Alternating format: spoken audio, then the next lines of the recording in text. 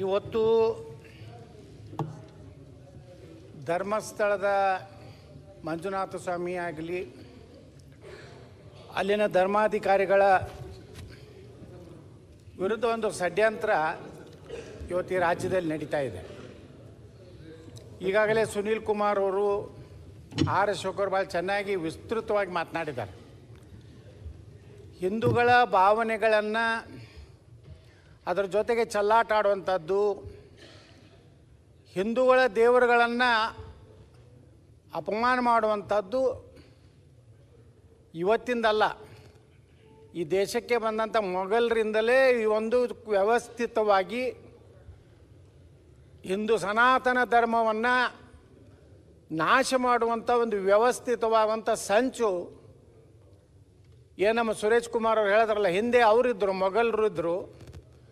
ಈಗ ಆಧುನಿಕ ಮೊಘಲರು, ಆಧುನಿಕ ಅಲಾವುದ್ದೀನ್ ಖಿಲ್ಜಿಗಳು, ಇವ್ರ ಒಂದು ಸಂತತಿ ಏನಿದೆ, ಅದೇ ಸಂತತಿ ಇಡೀ ದೇಶದಲ್ಲಿರುವಂಥ ಹಿಂದೂ ಧರ್ಮದ ಧಾರ್ಮಿಕ ಪವಿತ್ರವಾದಂಥ ಧಾರ್ಮಿಕ ಸಂಸ್ಥೆಗಳ ಮೇಲೆ ಒಂದು ರೀತಿ ವ್ಯವಸ್ಥಿತವಾಗಿ ವಿದೇಶಿ ಹಣದ ಮೂಲಕ ಇಂತಹ ಸೋಕಾಲ್ಡ್ ಬುದ್ಧಿಜೀವಿಗಳು, ಎಡಚರರು, ಅವರಿಗೆ ಪ್ರೋತ್ಸಾಹ ಕೊಡುವಂಥ ಒಂದು ಜಾತ್ಯತೀತ ಅನ್ನುವಂಥ ಒಂದು ಡೋಂಗಿ ಮುಖವಾಡನ ಹಾಕೊಂಡಂಥ ಜನ ಕೂಡಿ ಇವತ್ತು ಧರ್ಮಸ್ಥಳವನ್ನು ಅಪವಿತ್ರ ಮಾಡುವಂಥ ಒಂದು ಕೆಲಸಕ್ಕೆ ಹೋಗ್ತಾ ಇದ್ದಾರೆ. ಬಹುಶಃ ನಾವು ನೋಡಿದ್ದೀವಿ, ಯಾರು ದೇಶದ್ರೋಹಿ ಕೆಲಸ ಮಾಡಿದರೆ, ಅಪ್ರಾಪ್ತ ಬಾಲಕಿಯರ ಮೇಲೆ ಅತ್ಯಾಚಾರ ಮಾಡೋದಂತ ಮುಸುಕುದಾರಿಗಳನ್ನು ಹಾಕ್ಕೊಂಡು ಕೋರ್ಟಿಗೆ ಬರ್ತಿದ್ರು. ಆದರೆ ಈ ಮನುಷ್ಯನಿಗೆ ಅವನು ಕೊಡುವಂಥ ಗೌರವ, ಅವನ 10 ಗಂಟೆಗೆ ಬಂದ ಮೇಲೆ ಅವನ ಅಧಿಕಾರಿಗಳು ಕರ್ಕೊಂಡು ಹೋಗುವಂಥದ್ದು, ಅವನ ಹಾವಭಾವ ನೋಡಿದಾಗ ವ್ಯವಸ್ಥಿತವಾಗಿ ಧರ್ಮಸ್ಥಳದ ಮೇಲೆ ಯಾವ ರೀತಿ ಅಯ್ಯಪ್ಪ ಸ್ವಾಮಿ ದೇವಸ್ಥಾನದ ಮೇಲೆ ಆಯಿತು, ತಿರುಪತಿ ದೇವಸ್ಥಾನದಲ್ಲಿ ಲಾಡೂದಲ್ಲಿ ದನದ ಕೊಬ್ಬನ್ನು ಸೇರಿಸುವಂಥ ವ್ಯವಸ್ಥಿತವಾದಂಥ ಸಂಚು ನಡೀತು, ಶನಿ ಶಿಂಗಣಾಪುರದಲ್ಲಿ ಅದರ ಪಾವಿತ್ರ್ಯತೆ ಬಗ್ಗೆ ಸಂದೇಹ ವ್ಯಕ್ತಪಡಿಸೋಂಥದ್ದಾಯಿತು. ಇದನ್ನೆಲ್ಲ ನೋಡಿದಾಗ ನಮಗೆ ಅನ್ನಿಸ್ತಾ ಇದೆ, ಇವತ್ತು ಧರ್ಮಸ್ಥಳವನ್ನು ಸಹ, ಯಾಕಂದ್ರೆ ಧರ್ಮಸ್ಥಳ ಅಂದ್ಕೊಳ್ಳೇ ಮೊದಲ ಅನ್ನವನ್ನು ನೀಡುವಂಥ, ಪ್ರಸಾದ ಕೊಡುವಂಥ ದಾಸೋಹ ಪ್ರಾರಂಭ ಮಾಡಿದಂಥ ಒಂದು ಧಾರ್ಮಿಕ ಸಂಸ್ಥೆ. ಅದು ಯಾವುದೇ ಜಾತಿಯವರು ಅದರದ್ದು ಧರ್ಮಾಧಿಕಾರಿ ಇರ್ಬೋದು, ಅದು ಇಷ್ಟು ವರ್ಷ ಅದರ ಪಾವಿತ್ರ್ಯತೆಯನ್ನು ಧರ್ಮಸ್ಥಳ ಮಂಜುನಾಥ ಸ್ವಾಮಿಯ ಹೆಸರಿನಿಂದ ಅನೇಕ ಸಮಾಜದ ಧಾರ್ಮಿಕ ಸಾಂಸ್ಕೃತಿಕ ನಮ್ಮ ಗತವೈಭವವನ್ನು ಮುನ್ನಡೆಸ್ಕೊಂಡು ಹೋಗುವಂಥ ಒಂದು ಪವಿತ್ರ ಕೆಲಸ ಇವತ್ತು ಧರ್ಮಾಧಿಕಾರಿ ವೀರೇಂದ್ರ ಹೆಗ್ಗಡೆ ಅವರು ಮಾಡಿದ್ದಾರೆ. ಅಧ್ಯಕ್ಷರೇ, ನಮ್ಮ 3000 ಮಠದ ಸ್ವಾಮಿಗಳು ಮೊನ್ನೆ ಒಂದು ಮಾತು ಹೇಳಿದ್ರು, ಈ ರಾಜ್ಯದಲ್ಲಿ ಅನೇಕ ವೀರಶೈವ ಮಠಗಳಿವೆ, ಆದರೆ ಇವತ್ತು ಭಜನಾ ಮಂಡಳಿಗಳು ಸುಮಾರು 3,000 to 4,000 ಭಜನಾ ಮಂಡಳಿಗಳನ್ನು ಪ್ರೋತ್ಸಾಹ ನೀಡಿ ಇಡೀ ನಮ್ಮ ಸನಾತನ ಧರ್ಮದ ವೈಭವವನ್ನು ಹಿಡಿಯುವಂಥ ಕೆಲಸ ಇವತ್ತು ಧರ್ಮಾಧಿಕಾರಿಗಳು ಮಾಡಿದ್ದಾರೆ. ನಿಮಗೆ ಏನೋ ಒಂದು ಘಟನೆ ಸೌಜನ್ಯ ಒಂದು ಹೆಸರು ಮಾತ್ರ ತಗೊಂಡು ಯಾವನೋ ಒಬ್ಬ ಹೇಳ್ತಾನೆ, ಒಬ್ಬ ಅಂಥದಕ್ಕೊಂದು SIT ನೇಮಕ ಮಾಡಿದ್ದೇ ಮೊದಲೇ ದೊಡ್ಡ ತಪ್ಪು. ಮೊದಲು ಅವನ ತನಿಖೆ ಮಾಡಬೇಕಾಗಿತ್ತು, ಅವನು ಎಷ್ಟು ಯೋಗ್ಯದಾನೆ, ಅವನ ಇತಿಹಾಸ ಏನಿದೆ, ಅವನ ಚರಿತ್ರೆ ಏನು, ಅವ ಎಲ್ಲಿಂದ ಬಂದ. ಅಶೋಕರು ಹೇಳಿದ್ರಲ್ಲ, ಅವರೊಂದು ಮತ್ತೊಂದು ಧರ್ಮಕ್ಕೆ ಧರ್ಮಾಂತರ ಆಗಿದ್ದಾನೆ ಅಂತೇಳಿ. ಇದನ್ನೇ ಎಲ್ಲ ಅವನ ಇತಿಹಾಸವನ್ನು ತಿಳ್ಕೊಂಡ ಮೇಲೆ, ಯಾಕಂದ್ರೆ ಪೊಲೀಸ್ ಇಲಾಖೆ, ನಮ್ಮ ಕರ್ನಾಟಕ ಪೊಲೀಸ್ ಇಲಾಖೆ ಹೆಂಗಾಗಿಬಿಟ್ಟಿದೆ ಅನ್ನೋದು ಅಧ್ಯಕ್ಷರೇ, ಮೈಸೂರಿನಲ್ಲಿ ಡ್ರಗ್ ಏನು ಕಾರ್ಖಾನೆ ಇದ್ದಿದ್ದು ಗೊತ್ತಿಲ್ಲ, ಮಹಾರಾಷ್ಟ್ರದವರು ಗುಜರಾತ್ದವರು ಕರ್ನಾಟಕ ಬಂದು ಅವನ್ನೆಲ್ಲ ಅಪರಾಧಿಗಳನ್ನ ಹಿಡ್ಕೊಂಡು ಹೋಗ್ತಾರೆ. ನಮ್ಮ ಗೃಹ ಮಂತ್ರಿಗಳದ ಒಂದು 2-3 ಉತ್ತರ ನನ್ನ ಗಮನಕ್ಕೆ ಬಂದಿಲ್ಲ, ಪರಿಶೀಲಿಸಿ ಹೇಳುತ್ತೇನೆ. ಈಗ ನಾನು ಚರ್ಚೆ ಮಾಡುತ್ತೇನೆ. ಇದನ್ನು ಬಿಟ್ಟರೆ ನಮ್ಮ ಗೃಹ ಮಂತ್ರಿಗಳ ಉತ್ತರ ಯಾವುದೂ ನೇರವಾಗಿ ಗೃಹ ಮಂತ್ರಿಗಳು ಈ ವಿಷಯದಲ್ಲಿ ಒಂದು ಗಟ್ಟಿ ನಿರ್ಣಯ ತೆಗೆದುಕೊಳ್ಬೇಕಾಗಿತ್ತು. ಅವನ ಇತಿಹಾಸ ನೋಡಿದೆ, ಅವ ಯಾವನೋ ಒಬ್ಬವ ಈ ನಮ್ಮ ರಾಜ್ಯದಲ್ಲಿ ಅಲ್ಲ ದೇಶದಲ್ಲೇ ಈ ಯೂಟ್ಯೂಬರ್ಗಳದ್ದು ಒಂದು ಹಾವಳಿ ಜಾಸ್ತಿ ಆಗಿದೆ ಅಧ್ಯಕ್ಷರೇ. ಇಷ್ಟು ಕೆಟ್ಟ ಪರಿಸ್ಥಿತಿ ಆಗಿದೆ ಯೂಟ್ಯೂಬರ್ಗಳದು. ಅವರು ವೈಯಕ್ತಿಕ ಚಾರಿತ್ರ್ಯ ಹರಣ ಮಾಡುವಂಥ ಎಲ್ಲ ರಾಜಕಾರಣಿಗಳು ಎಲ್ಲರದು ಈ ರಾಜ್ಯದಲ್ಲಿ ಇಂಥ ಯೂಟ್ಯೂಬರ್ಗಳು ಕೂಡ್ಕೊಂಡು ಒಂದು ಪವಿತ್ರವಾದಂತಹ ನಮ್ಮ ಧರ್ಮ, ಅವೇನೂ ಸಂಬಂಧ ಇಲ್ಲ ನಮ್ಮ ಧರ್ಮಕ್ಕೆ, ಅವ ಯಾವುದೋ ಬೇರೆ ಧರ್ಮದವ, ಅವನು ಹೈಲೈಟ್ ಮಾಡೋದು, ಅವ ಏನೇನೋ ಕತೆಗಳನ್ನು ಕಟ್ಟಿ ಈ ರೀತಿ ಹಂಗಾದರೆ ನಾಳೆ ಹೇಳ್ತಾನೆ ಅವನು ಮುಸುಕದಾರಿ ಧರ್ಮಸ್ಥಳ ಮಂಜುನಾಥ ದೇವಸ್ಥಾನ ಕೆಳಗೆ ಹೋಗಿದ್ದಾರೆ ಅಂದ್ರೆ ಅದನ್ನು ಹಾಡ್ತೀರಾ? ಈ ಬಾಹುಬಲಿ ಗುಡ್ಡಕ್ಕೆ ಬೆನ್ನ ಹತ್ತದ್ರಿ ಅಂದರೆ ಇನ್ನೂ ಎಷ್ಟು ದಿವಸ ಈ SIT ಅವ್ರಿಗೆ ಕೆಲಸ ಮಾಡೋರು?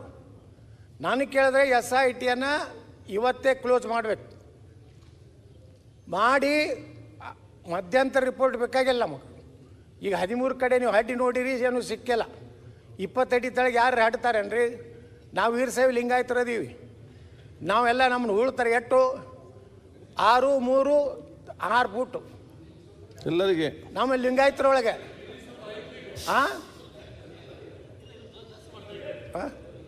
ಇವು 20 ಫೂಟ್ ಹಾಡ್ತಾರವ್ರು SIT ಅವರು. ಅಂದ್ರೆ SIT ಒಳಗೆ ಯಾರು ಲಿಂಗಾಯತರು ಪಂಗಾಯತರು ಇದ್ದಂಗಿಲ್ಲ, ಯಾವ ಬೇರೆ ಜರ್ಮನ್ದವ್ರು ಅದಾರ ಕಾಣಿಸ್ತದೆ. ಅಷ್ಟು ತಳಗೋಗಿ ಟೆಕ್ನಾಲಜಿ ಸಲಹೆ ಕೊಡಿ. ಈಗ ಅದೇ ಸಲಹೆ ಹೇಳ್ತಾ ಇದ್ದೇನೆ, SIT ಮೊದಲು ಕ್ಲೋಸ್. ಓಕೆ ರಂಗನಾಥ್, ಅಂತಿಮ ರಿಪೋರ್ಟ್ ಮಾನ್ಯ ಮುಖ್ಯಮಂತ್ರಿ ಡಿಕ್ಲೇರ್ ಮಾಡಿ ಸೋಮವಾರ ಅಥವಾ ಮಂಗಳವಾರ ಸದನ ಕೇಳಬೇಕು. ಓಕೆ, ಈ SIT ಕ್ಲೋಸ್ ಮಾಡಿದ್ದೀವಿ. ಅವಬ್ಬವ ಲೋಫರ್ ನನ್ನ ಮಗ ಅದಾನೆ, ಅವನ ಮಂಪರ ಪರೀಕ್ಷೆ ಮಾಡ್ತೀವಿ. ಅವನ ಹಿಂದೆ ಏನಂತ ಜಾಲ ಇದೆ. ಇದು ಇಡೀ ವಿಶ್ವದ ಅನೇಕ ದೇಶಗಳಿಂದ ಇದು ಕಾಣ ಬಂದಿದೆ. ಯೂಟ್ಯೂಬರ್ಗಳಿಗೆ ಅವ್ರ ಅಕೌಂಟ್ ಚೆಕ್ ಮಾಡಬೇಕು. ಅದ್ರ ಜೊತೆಗೆ ಅವ್ರಿಗೆ ಯಾರ್ಯಾರು ಅಲ್ಲಿ ಒಬ್ಬನ ಅಲ್ಲಿ ಶಾಸಕರ ಭವನಕ್ಕೆ ಬಾಂಬ್ ಹಾಕದವ,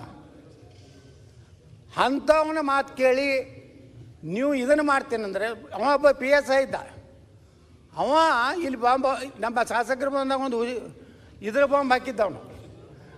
ಯಾರಿಗೆ ನಂಬಬೇಕ? ಅಂಥವ್ರು ನಂಬಬೇಕು, ವಿಶ್ವಾಸಾರ್ಹತೆ ಇರ್ಬೇಕು ಅವ್ರನ್ನ.